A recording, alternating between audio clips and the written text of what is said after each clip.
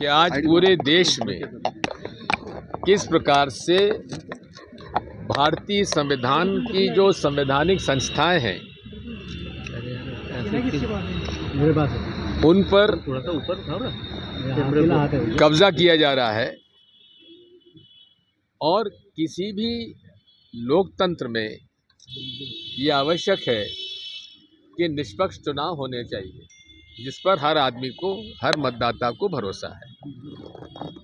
संविधान पर चर्चा जब हो रही थी तो अमित शाह जी ने राज्यसभा में बयान दिया था, ये क्या होता है अम्बेडकर अम्बेडकर अम्बेडकर अम्बेडकर अम्बेडकर, अरे इतना नाम भगवान का लेते तो मुक्ति पा जाते। ये सरासर बाबा साहब अम्बेडकर के विचारधारा के विपरीत है। उनके खिलाफ हम लोगों ने मांग की प्रधानमंत्री जी से कि आप इनका इस्तीफा लीजिए और इन पर कार्रवाई करिए। प्रधानमंत्री जी ने उनका पूरा समर्थन किया और भाजपा ने पूरा उनका समर्थन किया। जो बाबा साहब अम्बेडकर के खिलाफ अब शब्दों का प्रयोग करता है उसे भारतीय जनता पार्टी ने समर्थन किया।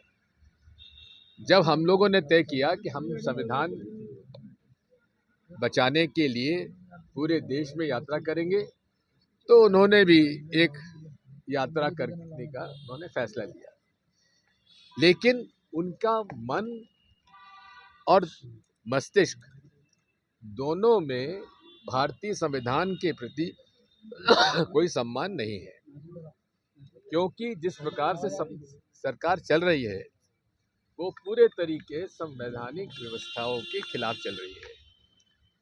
सुप्रीम कोर्ट कहता है कि इलेक्शन कमीशन में चयन जो हो उसमें 3 लोगों की कमेटी हो, प्रधानमंत्री जी, विपक्ष के नेता और चीफ जस्टिस ऑफ इंडिया। उन्होंने उसको नहीं माना।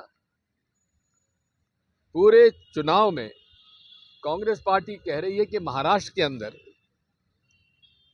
4.5 साल में बढ़ते हैं 42 लाख वोटर महाराष्ट्र केवल में, और लोकसभा चुनाव के बाद और विधानसभा चुनाव के बीच में बढ़ जाते हैं 47 लाख वोटर। ये कहां से आ गए भाई?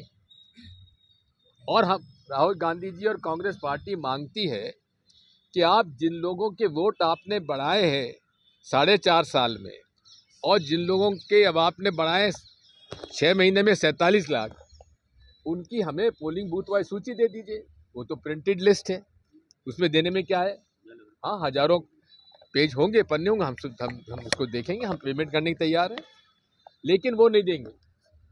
और अब तो उन्होंने जो आरटीआई के अंदर जानकारी ले सकते थे वो भी खत समाप्त कर दी। यानी कि पूरे तरीके से पक्षपाती ढंग से चुनाव आयोग कार्य कर रहा है।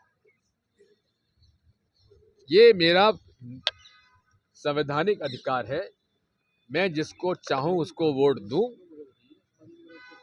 और वो सही जगह जाए और उसकी गिनती हो। सर, अभी ईवीएम में हम बटन दबाते हैं, हमको वोट देना है इस उम्मीदवार को। अब हमें एक लाइट जलती वहां दिखता है, लेकिन उसके बाद वो वोट कहां गया हमें मालूम नहीं। हमारी मांग ये है कि हमारा जो वोट बैलेट पेपर से होना चाहिए, अगर नहीं हो रहा है, आपका ईवीएम से इतना ही प्रेम है, हालांकि ईवीएम से वोट कराना बैलेट पेपर से चुनाव कराने से में 5 गुना ज़्यादा खर्चा हमारी केंद्र सरकार का होता है। तो हमारा कहना यह कि ठीक है, आपको ईवीएम से फिर भी इतना प्रेम है तो वोट हमको दिखाने की बजाय हमारे हाथ में दे दो। तुम डब्बे में क्यों गिराते हो? उसको हम फोल्ड करके और बैलेट बॉक्स में डाल देंगे। अब वो कहते साहब इसमें गिनती में बहुत टाइम लगेगा। गिनती में कोई टाइम नहीं लगेगा। अभी गिनती हमारी होती है ईवीएम पर, ये 14 टेबल लगाते हैं या ज़्यादा 20 टेबल लगाते हैं। अरे वहाँ 50 टेबल लगा दो, 3 आसानी से हो जाएगा। मैं दावे के साथ कहता हूँ कि अगर एक एक वोटर स्लिप का, वीवीपैट स्लिप की काउंटिंग होती है तो 8 घंटे से ज़्यादा नहीं लगेगी, लेकिन उसके लिए वो तैयार नहीं है। पूरे तरीके से इस देश पर लोकतंत्र को खतरा है और चुनाव आयोग जो है पूरे तरीके से भाजपा के एजेंट के रूप में काम कर रहा है। सर, मऊ में जो आपकी यात्रा हो रही है उसको बीडी शर्मा कहते हैं ये कांग्रेस की फरेब की यात्रा है। राहुल गांधी उनको मध्य प्रदेश में आए, राहुल गांधी मध्य प्रदेश में जब भी आए तो अम्बेडकर की जन्मस्थली पे जाकर माफी मांगना चाहिए, क्योंकि वैसे पहली बात तो डॉक्टर बीडी शर्मा जी से पूछना चाहता हूँ, भारतीय संविधान पढ़ा भी है? भारतीय संविधान की कौन सी धारा में ये कहा गया है कि हम भारतीय संविधान को कौन सी धारा का कांग्रेस पार्टी विरोध करती है? हमारा जो मूल जो प्रियम्बल है गाइड, उसमें 4 चीज़ें हैं। धार्मिक रूप से सद्भाव रहेगा, लोगों में भाईचारा रहेगा, न्याय मिलेगा लोगों को, और जो प्रियम्बल है उसको आप पढ़ लीजिए ब्रदर, और उसको पूरा का पूरा तरीके से हम लोग पालन करना चाहिए, लेकिन भाजपा उसका पालन नहीं कर रही है। सर सौरभ, साथ में भारतीय जनता पार्टी जो है, ये अनेक लोग इसको कह चुके हैं कि हम भारतीय संविधान को चेंज करेंगे, और अटल जी के समय तो एक आयोग का गठन भी हो गया था। जिसको भारतीय संविधान में भरोसा नहीं है, वो बाबा साहब अम्बेडकर की आत्मा के भावनाओं को नहीं समझ पा रहा है। और बीडी शर्मा जी जो हैं, थोड़ा बहुत इतिहास देख ले कि जब भारतीय संविधान को लागू किया गया, जो अडॉप्ट किया गया, उस अडॉप्ट करने के समय आरएसएस ने खुलकर उसका विरोध किया, उसकी प्रतियां जलाईं। तब उनको याद नहीं है क्या?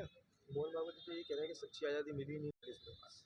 मैं इसकी घोर निंदा करता हूँ, क्योंकि उन्होंने देश के लाखों करोड़ों लोगों की भावनाओं का अपमान किया है।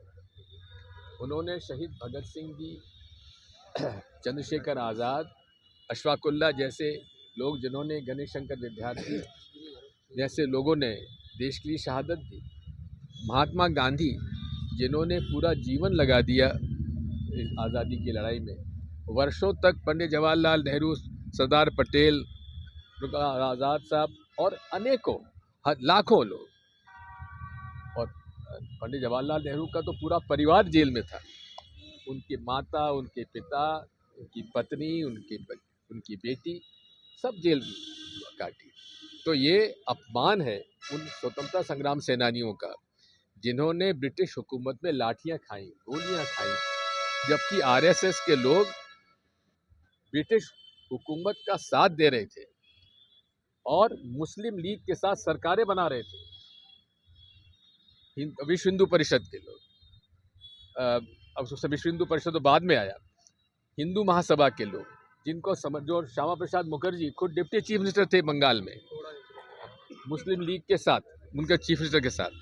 तो ये अपमान किया है मोहन भागवत जी ने, उनको माफी मांगना चाहिए। सौरभ शर्मा के इसमें क्या कहेंगे? ज्योतिरादित्य सिंधिया ने कहा है कि आप टारगेट कर रहे हैं, आप जीवन चला गया मेरे पिता को टारगेट करते हुए। आप एक उदाहरण बता दीजिए जहां मैंने लेट महाराज के खिलाफ कोई एक शब्द कहा हो। माधवराव जी सिंधिया को मैं लाया था कांग्रेस पार्टी में, अर्जुन सिंह जी हम उनको कांग्रेस में लाए थे, और कांग्रेस पार्टी ने उनका पूरा सम्मान दिया, मिनिस्ट्री दी, हर तरह से उनका सम्मान किया। जहाँ तक ज्योतिरादित्य सिंधिया जी का सवाल है, मैंने हमेशा उनको अपने बेटे के समान बताया। अब वो हमारी पार्टी से बाहर निकल के चले गए, और वो सब वो कह रहे हैं जो कि उन्होंने जिसका विरोध किया था, उल्टी बात कर रहे हैं। उन्होंने खुद ने कहा था भारतीय जनता पार्टी जो आईएसआई की पार्टी है, आईएसआई क्या पाकिस्तान इंटेलिजेंस की पार्टी है, और उसी पार्टी में आप शामिल हो गए तो हम नहीं कहेंगे क्या? धन्यवाद। सौरभ शर्मा केस में क्या कहेंगे? अभी तक कुछ शांत हो गया था। ये है कहाँ सौरभ शर्मा? वो भी ग्वालियर का है, ढूंढ के दिखाइए, बताइए कहाँ पर है। रमेश बदूरी कह रहे हैं कि हिरनी की तरह चलनी है।